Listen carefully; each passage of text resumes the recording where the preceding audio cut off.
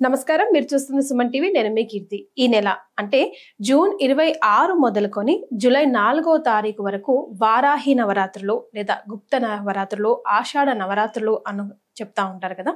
మరి ఈ 9 రోజుల పాటు విశిష్టత ఏంటి? ఈ 9 రోజుల పాటు అమ్మవారి అవతారాలు ఏ విధంగా ఉంటాయి? ఏ నైవేద్యం అమ్మవారికి సమర్పించాలి? ఎలాంటి పూజ అమ్మవారికి చేయాలి అన్న విశేషాలు మనకు తెలియజేయడానికి ప్రముఖ ఆస్ట్రాలజర్ బ్రహ్మశ్రీ నందిమట్ల శ్రీహరి శర్మ గురుగారు ఉన్నారు.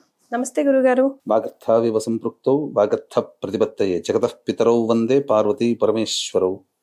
ఆదిత్యాయ చ సోమాయ మంగళాయ బుధాయ చ గురు శుక్ర శనిభ్యశ్చ రాహవే కేతవే నమః. శృంగేరి జగద్గురు పీఠాధిపతులకి, కంచి పీఠాధిపతులకి నమస్కారములు తెలియజేసుకుంటూ కార్యక్రమాన్ని ప్రారంభిద్దాం. గుప్త నవరాత్రుల్లో భాగంగా గురుగారు మొదటి అవతారం గురించి, అమ్మవారి విశిష్టత గురించి తెలుసుకుందామా? అమ్మవారికి సంబంధించి మనకు నవరాత్రుల్లో 4 నవరాత్రులు ఉంటాయమ్మా. ఒకటి ప్రత్యక్ష నవరాత్రులు, 2 గుప్త నవరాత్రులు.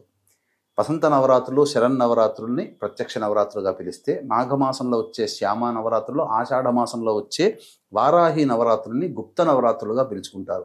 ఈ యొక్క గుప్త నవరాత్రుల్ని చేసుకునే విధానం, ఆచారం అంతా నార్త్ సైడ్ ఎక్కువగా ఉంటుంది. మన వైపు వసంతము మరియు దుర్గా నవరాత్రుల్ని ఎక్కువగా చేసుకుంటారు.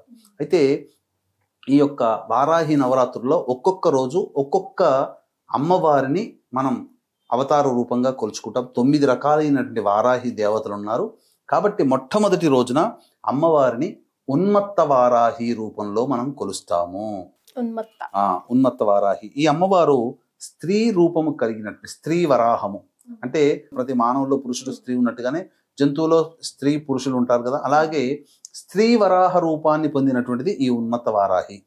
ఇక ఈ అమ్మవారు ప్రతి చేతిలో దండము మరియు కమలం ఉంటుందట. ఈ అమ్మవారికి దండము, కమలం, 8 చేతులు ఉంటాయి, 8 భుజాలు ఉంటాయట.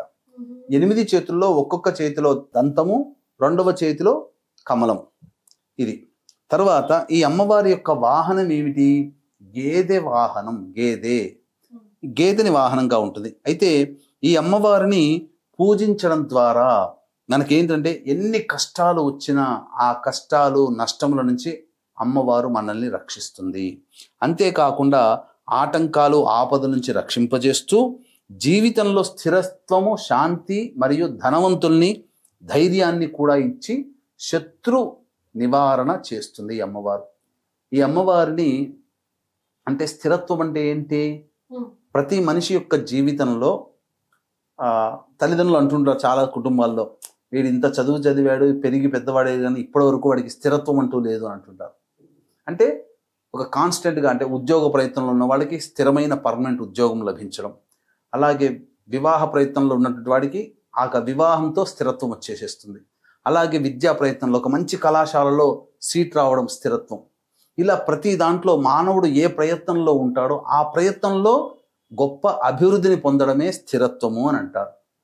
తరచూ ఏదో ఒక అనారోగ్యంతో బాధపడుతుంది. అబ్బా, ఎన్నాళ్ళు అనుభవిస్తామయ్యా ఈ అనారోగ్యము, ఎక్కడ అదుబంటూ లేదా, ఇక అనారోగ్యం పూర్తిగా పోయితే బాగుండు కదా అంటే ఆ అనారోగ్యాన్ని కూడా పూర్తిగా మాపు చేసి స్థిరత్వాన్ని ఇస్తుంది.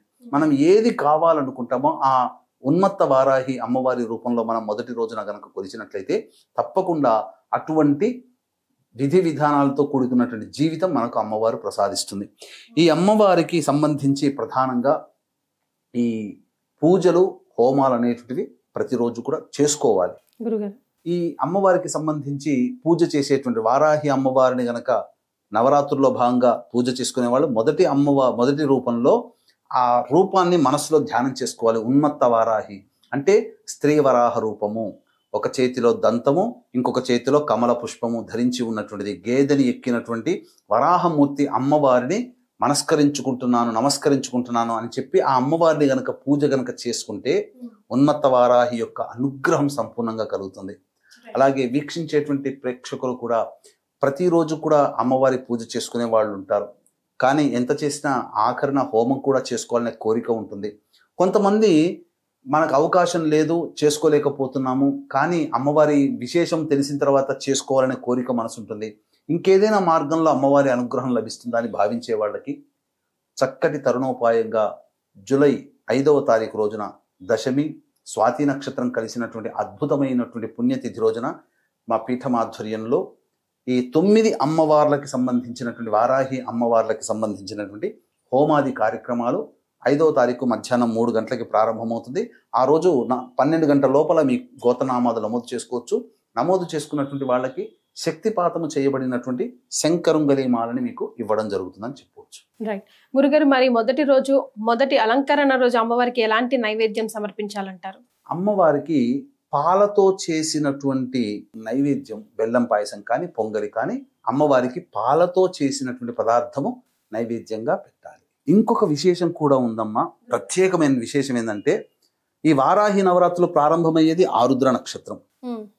10వ తేదీ అనగా శుక్రవారం నాడు అమ్మవారి ఉద్వాసన చెయ్యకూడదు కాబట్టి శనివారం నాడు దశమి తిథి రోజున ఉద్వాసన చెయ్యాలి. కానీ ఆ శనివారం దశమి తిథి రోజున ఉన్నది కూడా స్వాతి నక్షత్రం. అంటే ప్రారంభించే రోజు సమాప్తమయ్యే రోజు రెండూ కూడా రాహు నక్షత్రాలే.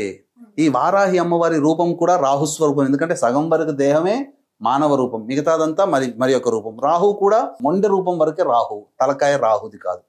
కాబట్టి ఈ రాహు నక్షత్రంలో ప్రారంభమై రాహు నక్షత్రంలో నవరాత్రులు సమాప్తమవుతున్నాయి. కాబట్టి ఎవరైనా ఈ వారాహి అమ్మవారిని చేసుకుంటే ఖచ్చితంగా ఈ సంవత్సరం అంటే 2025 చెడు కాలం చూస్తున్నాం. ప్రపంచమంతా హాహాకారాలు చేస్తున్నాయి, యుద్ధాలు, వాతావరణం, ఆస్తి నష్టం, జన నష్టం జరుగుతుంది, ప్రకృతి విపత్తులు వస్తున్నాయి. అటువంటి సమయంలో ఈ అమ్మవారిని ఆరాధన చేయడం ద్వారా మనం రక్షింపబడతాము, దైవానుగ్రహం మనకు కలుగుతుంది, మనకు మన కుటుంబానికి కలుగుతుంది. ఇటువంటి అద్భుతమైనటువంటి కలయికలు కలిగినటువంటి రోజు కాబట్టి చక్కగా ఆచరించండి, తరించండి. చాలా సంతోషం గురుగారు. కులంకుశంగా ప్రతి ఒక్కటి కూడా వారాహి అమ్మవారికి సంబంధించి వివరించారు. ధన్యవాదాలు. సర్వం శ్రీ ఉమామహేశ్వర పరబ్రహ్మార్పణమస్తు.